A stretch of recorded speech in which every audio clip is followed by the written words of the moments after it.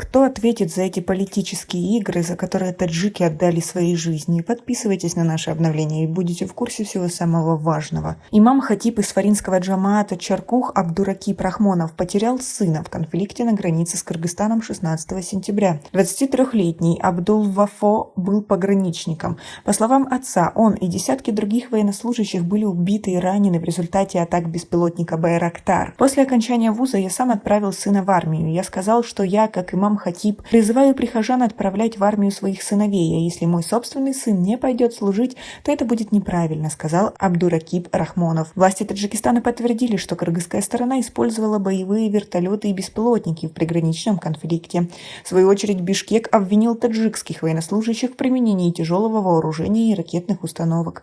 В ходе конфликта, произошедшего с 14 по 17 сентября этого года, на таджикско-кыргызской границе погибли десятки военнослужащих с обеих сторон. Среди них 19-летний солдат, житель Сфаринского кишлака Кулкант, Насрулла Хаджа Аскаров. Он отслужил в армии всего 1 год. Его отец Лутфула Аскаров говорит, что он до сих пор еще не пришел в себя. Последний раз я навещал сына в части за 2 дня до конфликта. Он сказал: «Отец, не переживайте, на службе все нормально у меня, и вот его нет больше. С каждым днем боль утраты становится все невыносимей», — сказал он.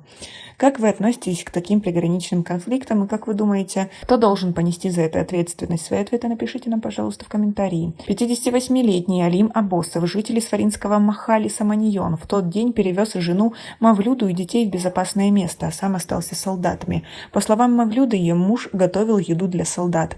Он говорил: «Как я могу оставить 18-летних, 19-летних солдат, а я с детьми укрылась в безопасное место». Я позвонила ему, а он сказал: «Не звони, я занят».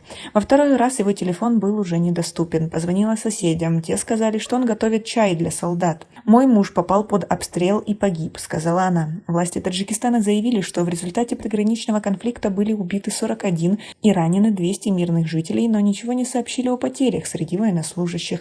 На сегодняшний день имена более 70 жертв приграничного конфликта и известны, основную часть которых составляют военнослужащие. Кыргызская сторона сообщила о 62 погибших и более 200 раненых.